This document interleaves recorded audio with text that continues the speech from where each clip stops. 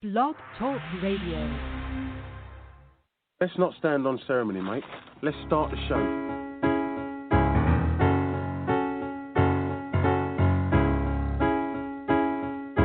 We would be honored if you would join us.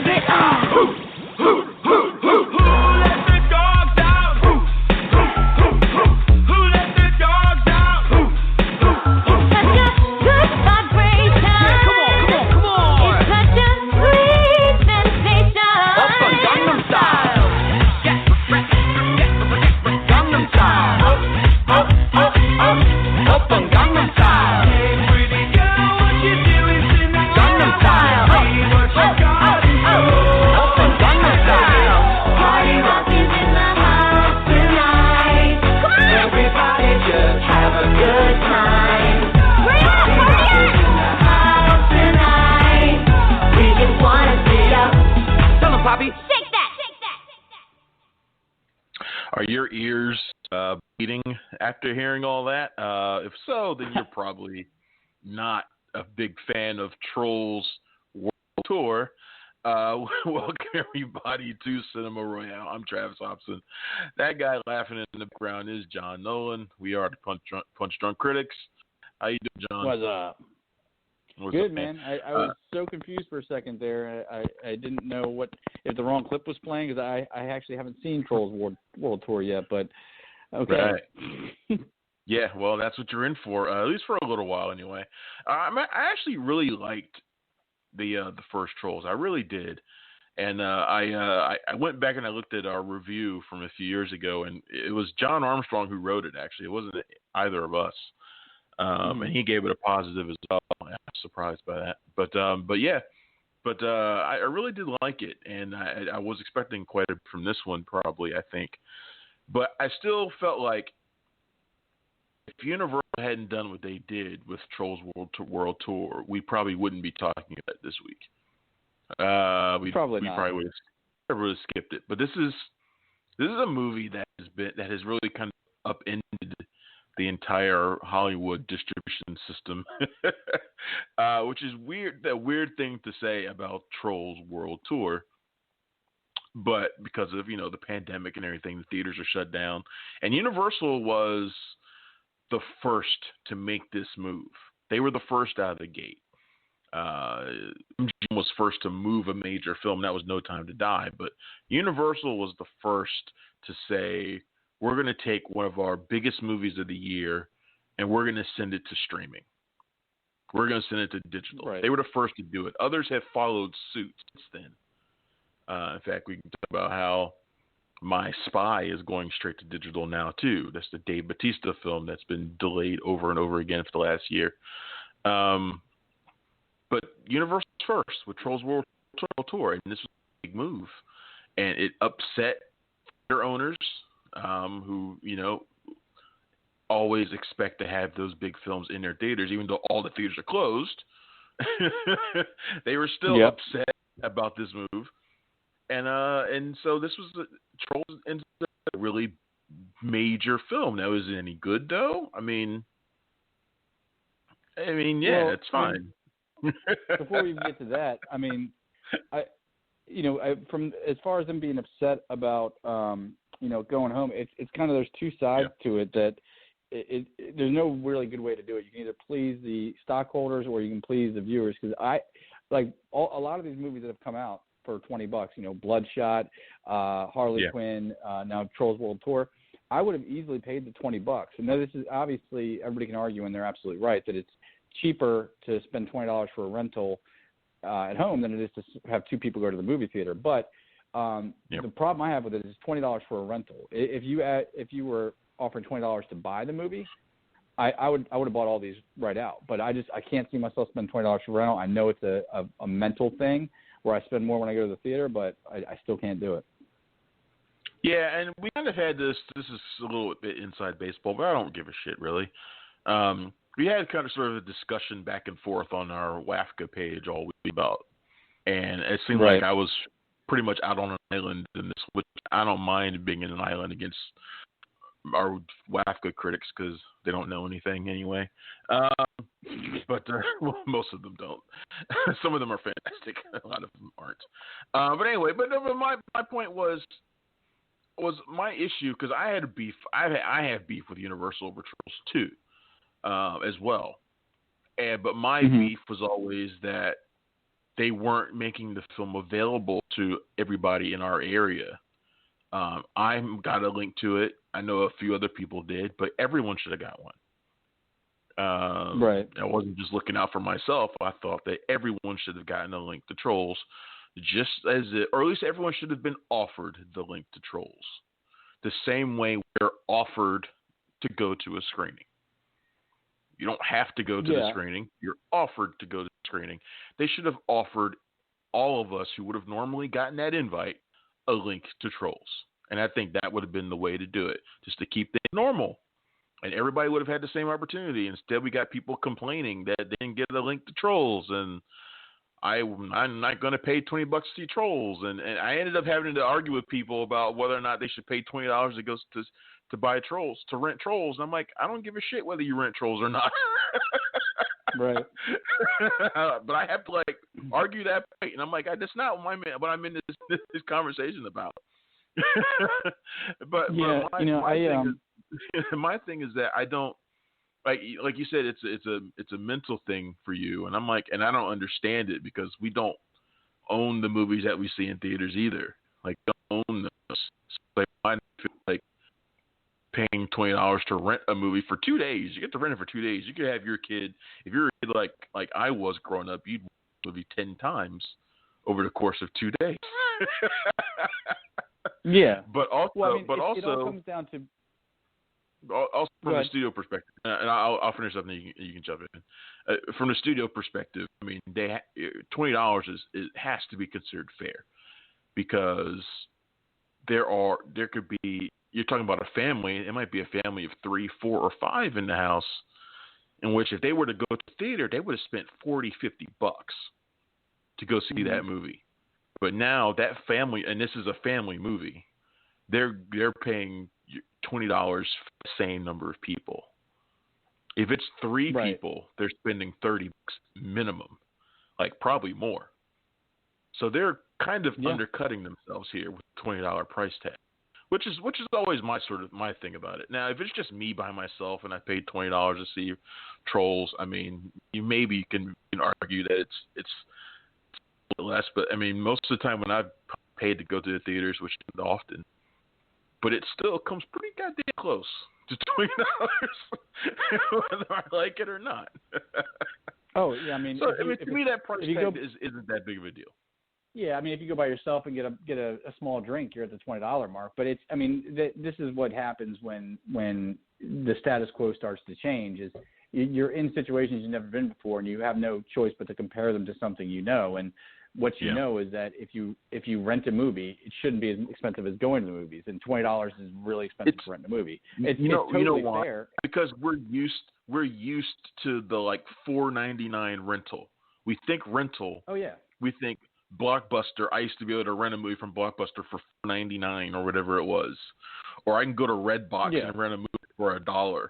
That's what we think of when we think of the word rental, but those aren't new movies, and this is a totally different situation. Those movies have had their theatrical. Those movies have had their theatrical run, their whatever. They've had that already. This is a movie that hasn't. That's exactly what I'm saying.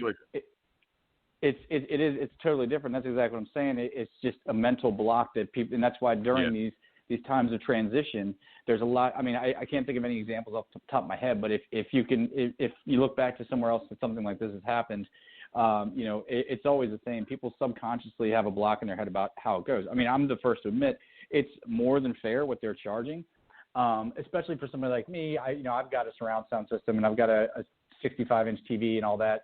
Now I get it. It's not exactly the same experience if you don't have that, but still, you're paying less than you would if you go by yourself, and you have the comfort of your house. But at the same time, there is a mental. It's totally mental. It's totally subconscious. But it's something that people. It's going to take a while for them to get over and get into. Yeah. And while that's happening, the studio will be looking at it from the other side and saying, "Wait, $20? We were getting $50 from this family. That's less than half." So there's a lot of back and forth there. Right, and this is why theater exhibitors are worried, because you're breaking down that barrier, that mental barrier.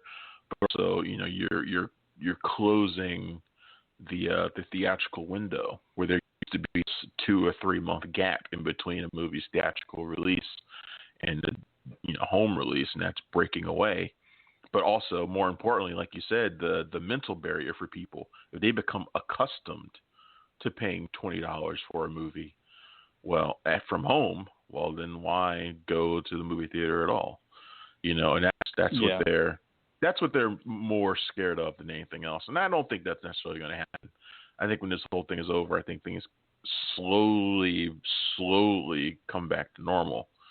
Well, and this thing only works for movies like Trolls that don't cost $200 million. If it's a movie, it's like, that's why you're not going to see Wonder Woman or Black Widow or any of these like super big budget movies. You're not going to see them ever go to digital, because the theatrical is where the money is. Right. There will be I don't know if we'll ever see $1 billion grosser on a movie that just goes straight to digital. Or, I mean, at least not in our lifetime. I don't think we'll see it. Maybe we'll see it in the future when digital becomes like the only way. You might see that, but I don't think in our lifetime we see that happen.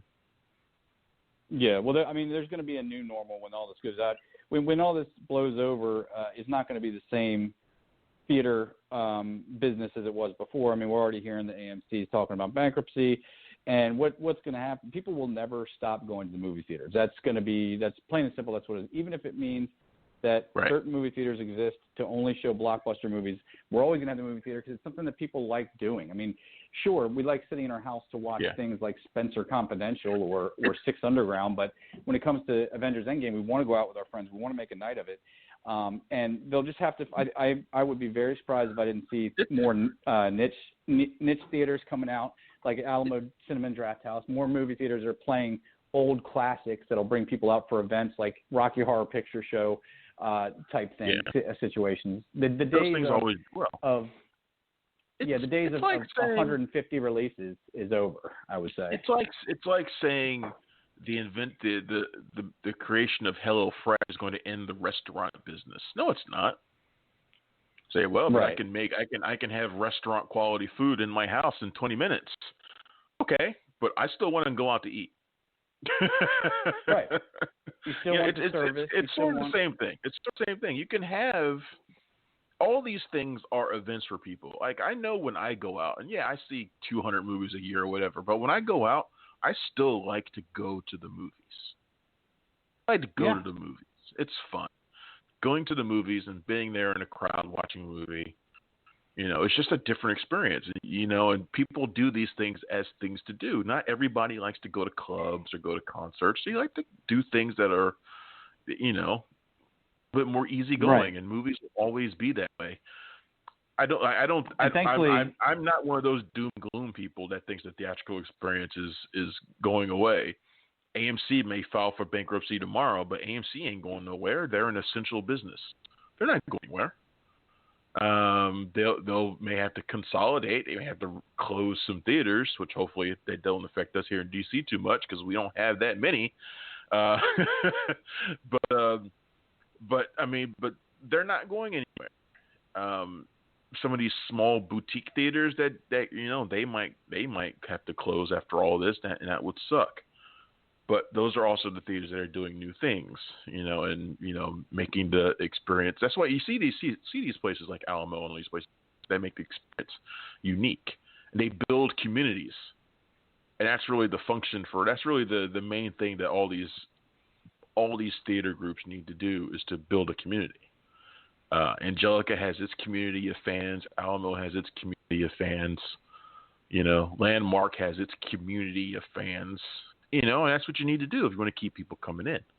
And that's what's going to have to stay. They're going to be more exclusive of some of the things they do to appeal to that community of fans that they have. But theatrical's not going anywhere. Digital will be here, and digital has been here, and digital has gotten bigger year after year after year. We've had more movies in the last 2 or 3 years than ever in the history of cinema. It's not going anywhere. Right. With all that said, Trolls World Tour is fine.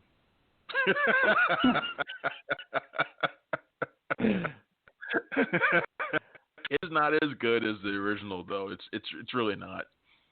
And story is the storylines. The story really expands on the Trolls world, which I think is kind of cool.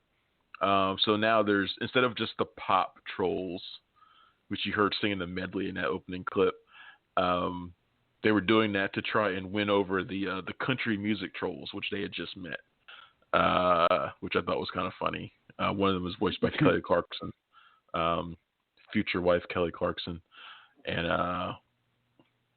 there's a heavy metal trolls, and they're trying to take over all of the 6 troll villages and basically destroy them, and so that only hard rock music exists, and that's it. And that's the basic plot of it, and it's really straightforward. I mean, super straightforward. It's like a 90-minute movie. It doesn't take much.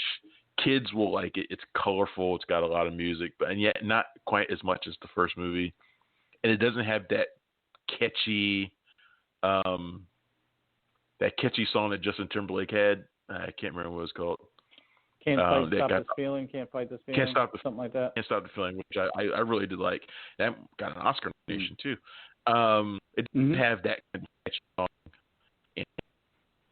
It's fine. It's passable. It's funny. It's cute.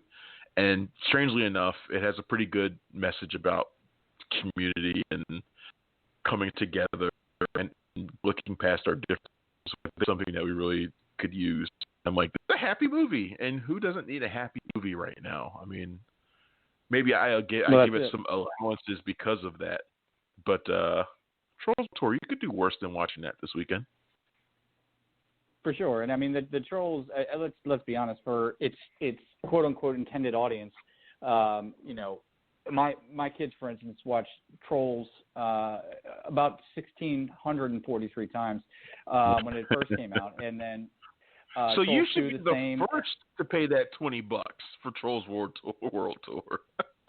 Yeah, my kids also watched the Emoji Movie 37 times. So kids aren't too discerning when it comes to that. As long as you have some silly jokes and you have some colors, and they've really helped me to learn to look past the deficiencies. And so I know it sounds silly, but something like Emoji Movie, which was widely regarded as the worst film of that year. Watching that over and over again with my kids, and you see the messages in it. You can appreciate it on the 14th viewing for its finer points than its colossal shittiness. But yeah, I mean, Trolls is a phenomenon. I still remember back when they first announced the first one. I was like, what? They're making a Trolls movie? I mean, there was a long period of time where it seemed like we were getting news about movies like this, like Battleships. How are you gonna make Battleship a movie? That one didn't work too well. But Trolls, and the point is, they can, with the right writers and the right voice actors and the right idea, they can make any property an awesome property. And Trolls for kids has always been an awesome property. It's uplifting. It's got age appropriate comedy. It doesn't try to stretch the bounds too much. It's got and a good message above everything else. So that's on Trolls in general. I haven't seen World Tour, but I will. Yeah, it seems like. We got to learn to make allowances for the simpleness of the messaging in these movies, and I'm not always great at that, honestly. But I also try to look at these things, and acknowledge doesn't necessarily work for me, but will work for somebody else. I think that's kind of how Trolls World Tour is. Whereas the messaging to me is I mean, I get it, and it works. It's fine for right now. Overall, is it particularly developed? No, of course not. And of course, it's the same way with another movie that I watched this week, which is the WWE Netflix movie. A kid who it's basically like Mike with wrestling. Like, that's what it is. Okay, now I'm interested. Why didn't they put that on the poster? It's right. So they should have put that on the poster. It's like Mike with wrestling, but basically it's about a 12-year-old kid, WWE fan, who finds a magical luchador mask, and it gives him powers, like superpowers, and so he uses those powers to join to enter a tournament to become a member of NXT, which is WWE's developmental territory. And so he wrestles all these adults, but he hides himself under the mask. And apparently, this is how stretched it is. Like the adults still don't recognize that he's a 12-year-old kid somehow. It's like whatever. But you're just supposed to look past that. But anyway, so he uses these powers to wrestle in the WWE, and that's the basic point. It's just like Mike, where the kid found sneakers and suddenly he became a b-ball star. So it's the same thing, and it's really simple. I ultimately did not land on the positive end of the main event as much as I wanted to, because I always give deference to WWE movies or wrestling movies when I can. And wrestling movies have been really good lately with like the Peanut Butter Falcon and Fighting with My Family. Had a couple really good ones. And the main event doesn't live up to that. He has like this whole side story with his family. His dad is really played by Adam Pally, who I really like, and his grandma's played by Tichina Arnold, who I also really like.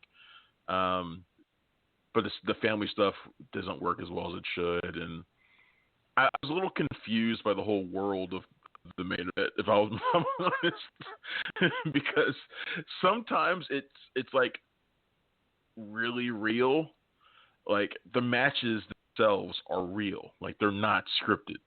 So I'm like, okay, so in this world, there's no scripting of the matches. So they're real fights. You mean in the movie world, they're not scripted. So in the world of the main event, right? The wrestling matches are real fights, and yet he still has he still has superpowers, and some of the other wrestlers have superpowers too, like Otis, who wrestles in the WWE as a team called Heavy Machinery. He lets out a super fart that nearly blows everybody out of the theater. I know, it's like, okay. So I couldn't quite understand the world of it. And I also couldn't get beyond the fact that it reminded me so much of Marvel when Spider Stars. One of the first things he did was he entered as a wrestler. He became a wrestler. And he used his phenomenal superpowers, like I can lift 10 tons superpowers to beat up people. Right. And that's what the kid does in this movie, and I couldn't get past it. I was like, this is wildly unfair. Right. I guess the most heartwarming thing about that whole thing to me is, and now I may be wildly inaccurate on this, but I've always felt like the WWE didn't pay enough homage or give enough respect to luchadors. And I mean, the luchador is a huge thing in South America, Mexico, and WWE doesn't like guys in masks. WWE doesn't like guys in masks. WWE doesn't like guys in masks unless you're Rey Mysterio, who is a legend. They have a few guys on the roster now who have masks on, but they're mostly mid-card to low mid-card guys. They do not like guys in masks because it's like you can't make stars out of guys in masks. It's almost like the way the NFL used to be, where it was hard to make stars because you had everybody in helmets all the time. It was easier to make stars as NBA stars because you always saw their face. So WWE, Rich McMahon doesn't really like guys in masks all that much. So you're right about that. Well, it's good to see they're doing it in the movie, though. Did you see in that same vein? Have you watched the Big Show on Netflix? I keep getting asked that question, and I have not seen a single frame of it. I'm I have scared. no idea I'm almost scared to watch it. I don't know. I don't know what it is other than it's a Big Show sitcom, which to me those words sound about as terrible as anything I could possibly think of. Because when I think about that, I just think of that movie Knucklehead that he did, which is just atrocious. It's somewhat close to that. It seems like I've read the synopsis, but the synopsis goes like this. It's basically the Big Show is retired from wrestling, and now he's got the biggest fight of his life, raising 2 teen girls or something like that. So it's essentially the Big Show, like the wrestling Big Show. That premise, actually, if they boiled it down to that premise, I like. Yeah. That premise makes sense. The irony of all this is that the Big Show just wrestled for the World Championship less than a week ago. But whatever. Right. He is semi-retired. I love the thought of, like, because everybody, and now obviously this isn't the truth across the board, but the private lives of wrestlers can be somewhat tumultuous, as we've seen, on the lower end, from Hulk Hogan's sex tape to the horrible end, like Chris Benoit's. Anybody who's been watching Dark Side of the Ring for the last 2 seasons knows that wrestling has a very dark side. Right. So to see that Big Show's dark side is a colorful suburban home with 2 teenage girls. Oh, Dad! It just trips me out to see. I'm super curious about it now. I might watch an episode today just to give it a feel. See if it can be tolerated. Like if I can. You're gonna keep getting asked about it, so. You're gonna keep getting asked about it. I'm sure. I've seen it. I keep getting asked, so I feel like I ought to watch it. And I feel like I should watch it and then do a review of it. I really feel like I should, because things I've prided myself on is my coverage of all WWE product, like in terms of like movies and TV. Like I cover most of it. I don't do the reality show stuff because that stuff's just crap and I won't watch it. But like I review almost every WWE film that's ever been done. And you weren't part of the reality show where they chose somebody for their somebody for their farm league. I don't know what it's called, but you didn't like that show. That was tough enough. Those stuff where they did that, and they also and NXT, when NXT first started, it was a competition show to decide who's going to be a next WWE superstar. It's since grown. It is the best wrestling territory that they have. It's better than the main roster shows. In fact, it is main roster now. NXT is basically main roster now. In fact, it's better than Raw and SmackDown combined. But that's another story. But no, I did not cover any of that crap either. Tough Enough was terrible too. It was really bad. It produced stars though. It produced stars, legitimate stars. So I mean, it wasn't the Miz the result of one of those. Oh no, the Miz was on the Real World. Yeah, and he went from the Real World. Maybe it was Road. He went from Road Rules to WWE. I think it was Tough Enough that got him in there. In fact, it was, and his wife, Maurice, was also on Tough Enough. Wait, his wife's name is Maurice? His name Maurice, Marryse. Marryse.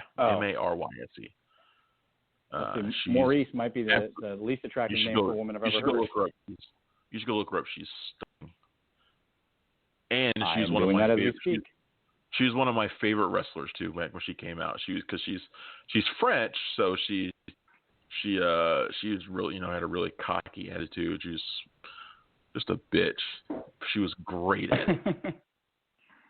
Great at it. That's funny. And they met in WWE, and when they became a couple on screen, I was like, they must be dating in real life. That's usually how things work out. Right. Yeah, that's exactly what ended up happening. They got married. Yep. Well, I mean, you have two fit people hanging out that closely for a long time. That's going to be bound to happen. Did you look her up? I'm trying to now, but I looked up Maurice by accident again. Yeah. Maurice. Marryse. Oh, I was way off. And you already spelled it Yse. All right. Maurice Ole. Oh yeah. Yep, Maurice Ouellette. Oh yeah, she's a looker. Yeah. She's scary looking too. She looks like she could fight. I'll be here for a while. You go ahead with the show. Yeah, he got lucky on that one. I mean, yeah. But in the movie world, other than main event, so I sat down last night. We were talking about streaming movies that are streaming when they would usually do theatrical, and I came across With Some in the Darkness. Which here's the biggest problem with straight to streaming releases. Which they you don't have have a the thing for marketing down. Alexandra Daddario, just like I do. So I'm very curious to hear about this movie. Oh, 110%, and she scares me a bit after this. But the marketing for straight to streaming doesn't seem to be down pat yet. Like, you'll never see a TV commercial or YouTube commercial or something that's coming to streaming. Really, you'll see trailers, but not like the TV spots. And I guess that's part of the idea that they don't want to spend as much money on marketing. But the end result is you'll know something's coming out, but unless you find an actual release date, if you go looking for a release date, you don't really know when it's hitting streaming. So I'll be going through the list of what's new and eventually come across something like this. So We Some in the Darkness is basically, you remember in the 80s, the Satanic Panic? Oh, yeah. And so there was this time for our younger listeners, or those who don't remember, there was this time in the 80s where all of Middle America pretty much thought that satanic cults were operating under the surface, and they were running daycares, and they were murdering people, and virgin sacrifices, and dogs and cats living together, all that stuff. And they swore that was really happening. Obviously, it wasn't, but and we've seen kind of a influx of movies dealing with this kind of thing. One of them was actually called Satanic Panic. And I love it because there's one of my favorite subgenres of horror movie is having to do with cults and satanic stuff. It's just, I don't know what makes them so good. But this one stars Alexandra Daddario and her and her friends. They're very 80s names. Alexis, Val, and Bev are heading out to a heavy metal concert. They sound like Archie characters. Yeah, exactly. And essentially, while they're going to this heavy metal concert, you find out there's been a rash of serial killings that are left up to look like a satanic cult did it. And they go to this concert, they meet up with a group of boys, and then, what happens after that. This is what I'm having a difficult time with, because I'm getting ready to write a review for this because I just saw it last night. And there is I don't know if it's a twist or not. It seemed like a twist to me, but I only watched one trailer, and it happens early in the movie. So it's not really hidden, but there's a twist to it. Have you watched the trailer for it? Yes.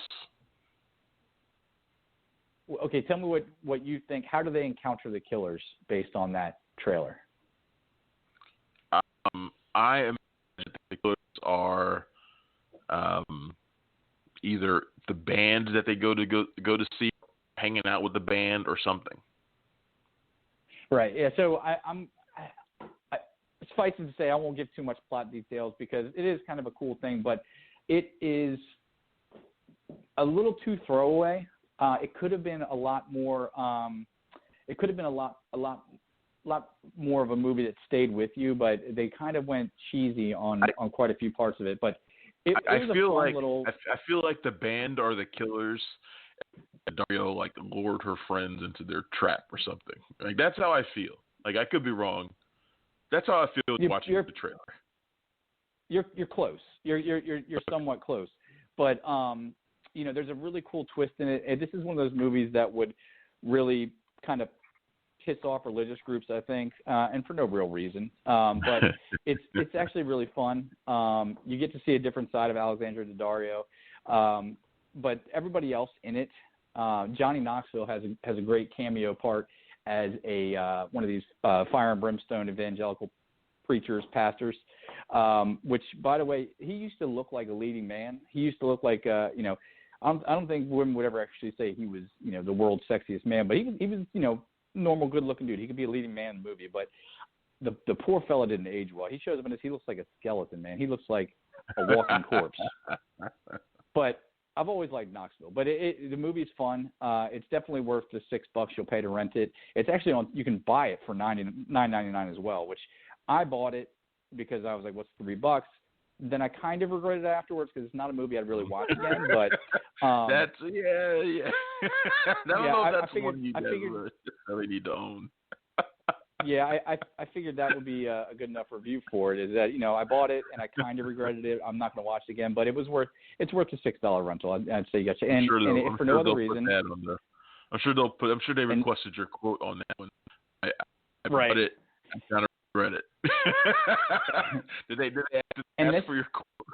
Did they ask for your quote permission for that one? I read it. I wouldn't buy it.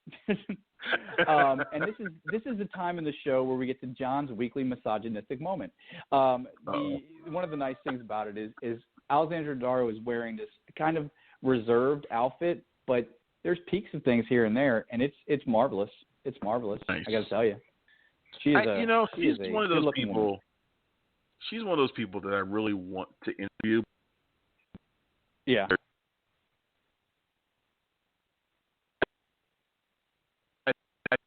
I stare, and I don't want to be creepy. Yeah, but I know that because I know her eyes are so goddamn blue. It's ridiculous. Yeah, you get lost in them. Because I remember when we interviewed Vera Farmiga for Higher Ground, and I just I stared at her blue eyes the entire time, and I know it had to have been creepy. Well, I can't trust myself with that. I've had I've interviewed a lot of people I admire and people I'm huge fans of, but they've all been guys. I've never really interviewed a lot, and I think that's because of the no-fly list I'm on with because of that would happen that one time with Jessica Alba.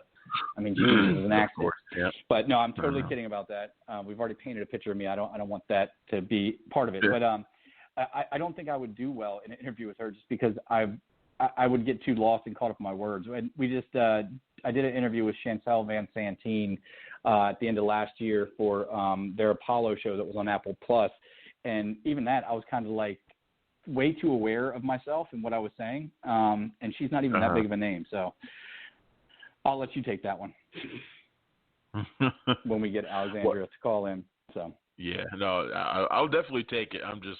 I'll need to be careful. I'll just put it that way. All right, let's talk about some other things that are going on here. I had a whole bunch of things that I wanted to talk about, and I don't know if we'll talk them or not. We're actually 30 minutes in, but it looks like we're going to get some news on Comic-Con in the next few days. A lot of people, me included in that, who've been waiting to see if Comic-Con is going to get canceled this summer. I think it will be. I think it will be canceled. It sounds like they're edging towards cancel now. They're trying to figure out what kind of impact that's going to have, like liability, if it gets canceled, and what the financial impacts are going to be. But I there's been a couple stories on Comic-Con this week, and both times that I've written about it, I've said the same thing. I'm like, as someone who's gone to Comic-Con many years in a row, I don't see any possible way you can hold Comic-Con this summer. And even if you did, I wouldn't go, and I don't know anybody who would. But even more than that, even more than just the logistical aspect of it, the fact that you're cramming in 150,000 people into the convention center and its surrounding area, Comic-Con is a dismal, unsanitary place under the best of circumstances. It's not great. You can always come back with a flu of some kind from Comic-Con. The same way I always come back from the flu from like Sundance or something, but it's worse at Comic-Con. You definitely can't do it now. But more than that, the economy's in the crapper. We're going to have like 30% unemployment in this place before long, if we don't already. Nobody's going to be able to afford to go to Comic-Con and go there and spend $200, $300 on exclusives and pay for expensive hotels because they're all expensive there. There's not a single one that isn't. Pay for flights, for anything. Comic-Con is the kind of expense no one is going to be able to afford in the depression that we're going to face coming out of this pandemic.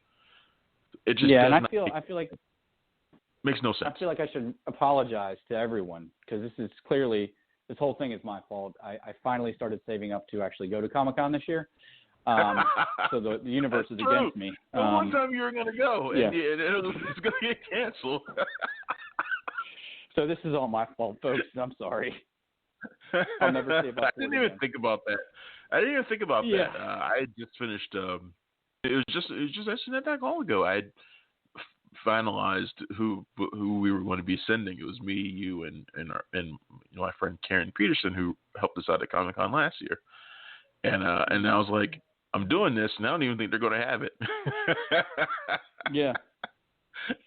Yeah. I mean, studio is going to send anything there. No studio is going to send a single movie there. There are no movies to send. And you think Warner Brothers is going to send Gal Gadot in the middle of Comic-Con right now? I mean, no way in hell. No. I mean, the only good reason to have Comic-Con would be to test the efficacy of the vaccine. Because if there's any chance of it coming back out, it would be in that mess. Because not only is it all, like you mentioned, it's not only is it all those people in place, but it's the bottom 1% of hygienic people in the country in that room at the same time. I tell you what, so they put the vaccine in the nachos or in the Starbucks Frappuccinos, we'll know. Yeah, there you go. We'll have a pretty good test case of whether or not that shit works. Right, exactly. But I mean, the more important part that I'm joking and I'm serious about that. I mean, because it's funny, oh yeah, the nerds aren't hygienic, but it's also true.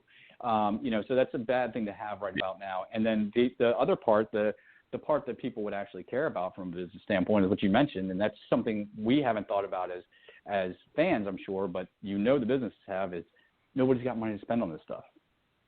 Yeah, so it's better to just put it off. That's the big thing for me. Looking beyond just the business is that Comic-Con is just one of those frivolous things that no one is going to be able to afford right now. Right. Of course there'll be some people who will go no matter what. Those people probably aren't hurting right now anyway. The vast majority of people are not going to be able to afford something like Comic-Con right now.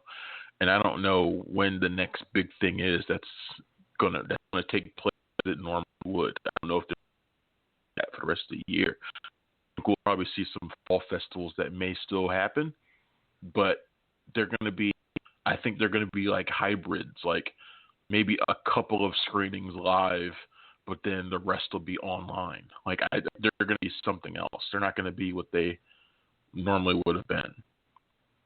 I'm serious when I say that. I think Sundance was the first and last major event of the year to run normal, like the first and last like festival / convention thing to run as it was meant to. At this point, 2020 is a loss for a lot of things: sports, TV, film, business. Jesus, the employment, everything. It's just a lost year. And I don't know when it's going to get back on its feet. I really don't. It sucks, sad. It just is what it is.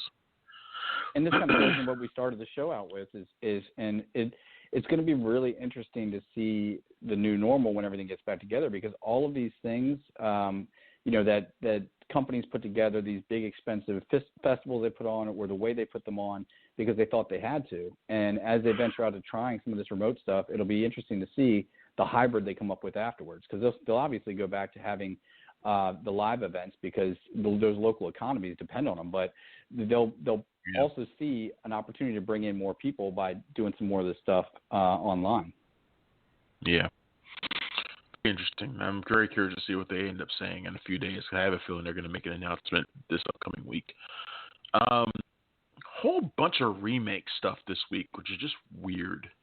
Remakes and reboots this week, just a lot of them. And I think partially it's because there aren't a lot of new productions. There's no productions going on anywhere right now, and there's not a lot of like casting news or anything like that. I know because I spend my day trying to find stuff to post on the site. It's a lot of remake and reboot stuff. So the Hellraiser movie that we knew that we learned about last year with David Goyer, that's moving forward, and then they've added the guys who did The Night House, which was one of the biggest films at Sundance this year. It's a horror film with Rebecca Hall, and it got bought, I think, by Searchlight. I've never been a huge fan of Hellraiser. so I don't really care all that much other than the talent involved with it. Yeah, I mean, Hellraiser is obviously an doesn't iconic do much horror for me. movie, but it's not on the top of my list of things to watch. It was overly gory. I mean, the one thing I will give it is that the Cenobites, their what's the word I'm looking for? Their contribution to horror iconography in the Cenobites are really cool characters. Yes. So I'd like to see something done with them, but I hope it's not just a straight remake. I hope it's more of a reimagining, if you will. Yeah, I think that's probably what they're going to do. I'm looking forward to, though, with Salem's Lot. They're doing a remake of Salem's Lot. James Wan is producing it, and it's the guy who did what's his name? The guy who did who wrote Mike Flanagan, the guy who did the Annabelle movies and wrote It. Oh, right. He's going to be writing and directing it. And I dig Salem's Lot. Salem's Lot is one of my favorite Stephen King joints. One where the guy comes back home, Jerusalem's Lot, which is his childhood hometown, and finds that everybody's been turned into vampires. It's been adapted a lot. I think Toby Hooper did one in 1979. And then there was a bad sequel version, I think in the 80s. And then they had another one in the 2000s. I can't remember who was in that one. They might have been Rob Lowe. It was Rob Lowe and Andre Braugher, whoever it was Captain Holt from Brooklyn Nine-Nine, wasn't it? Yeah, Andre Braugher. I didn't realize the original was 1979. Yeah, I think that's a Toby Hooper joint. TV series. Yeah, the Toby Hooper joint.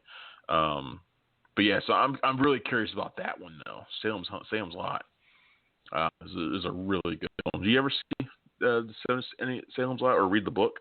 Sadly, I did. I started listening to the audiobook because they talked about a remake of this last year at some point. And after I saw it, I realized I hadn't seen the show, and I figured I'd read the book first. And I got about 4 chapters in, and then I think I went on to something else. But I've always wanted to. I mean, the Nosferatu type vampires has always been something that draws me into it. Another remake that's happening that I don't want to get upset over because this is one of my favorite movies ever.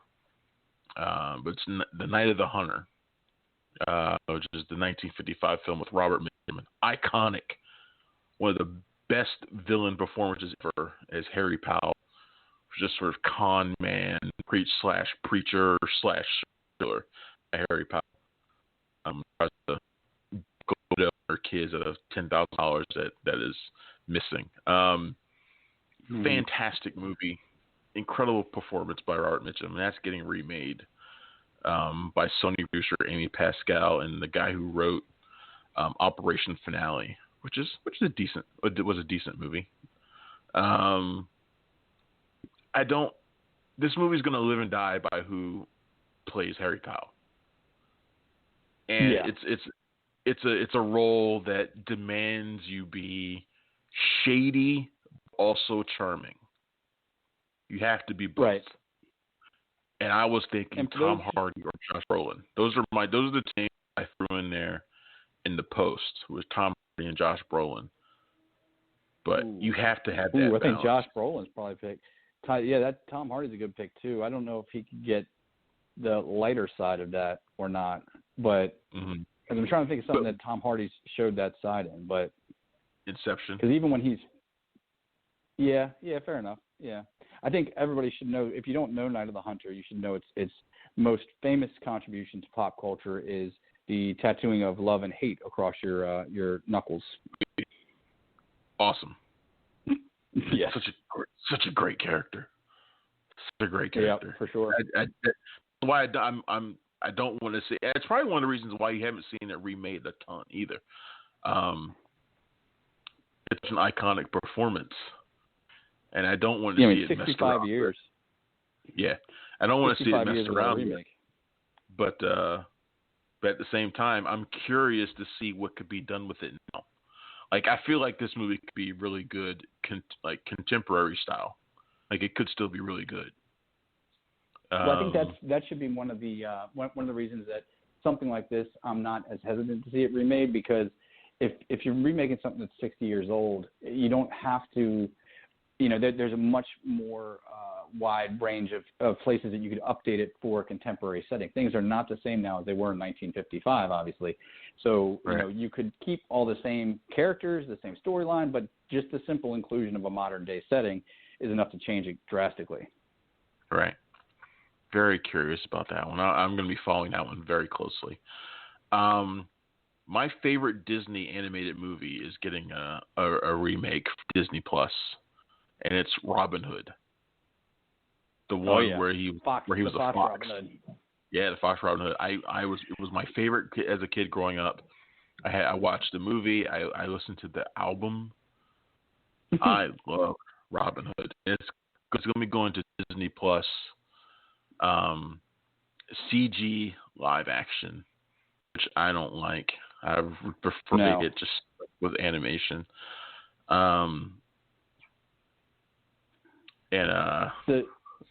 The most disturbing thing about that, I loved that one as well, but I cannot look at it the same way now because I stumbled across an article a couple months back that detailed how that Robin Hood is a tentpole movie in the furry community. Like, that's how a lot of furries first realized they were furries, looking at Robin Hood, the sexy fox. God, I don't even want to think about that. But the guy who's going to be directing it is Carlos Lopez Estrada, who did Blind Spotting a couple years ago, which I'm very interested in seeing what he would do with it, because there's a musical, and this will be two. So he might be able to he did some great stuff, comedy and spoken word in Blind Spotting. So I'm curious. And it's written by the person who wrote Lady and the Tramp for Disney Plus last year. So, I mean, it's pretty much staying in the same wheelhouse for that person. So, but yeah, I don't want to see CG live action. The live action suggests to me that there's going to be humans in it. I don't want humans in it. I don't want humans anywhere near it. It should be all animals. And I don't know why you need to do CG for it. Just do a Pixar style animated movie or something, or a Frozen style animated movie. Why do the CG live action? I don't get it. I think it takes away from the sort of whimsicalness of having anthropomorphic animals as legendary figures. It doesn't need any more. You already got animals playing legendary figures. Why do you need more? Yeah. Why do you need to mess with it more? It's already whimsical enough. Why add to it and take that away? I don't get it. And one of those human figures, James Marsden. Got to be James Marsden. It always is. James Marsden will somehow end up on a road trip with like Friar Tuck or something like that. And James Marsden will be beleaguered the entire time. Oh, 100%. 100%. Yeah, I think you can remake and redo these movies, but I think a medium change is really out of the question, especially for these classic ones. I mean, there's no need that the human live action or the live action animation hybrid should be reserved just for very specific things like a Who Framed Roger Rabbit situation. Right, I totally agree. And the last thing on my list I want to get your opinion on was this new Doogie Howser show that they're doing, which is also going to Disney Plus.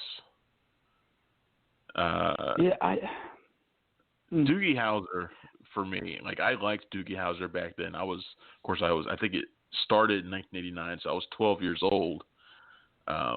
So, I mean, but it's the show that made Neil Patrick Harris a star.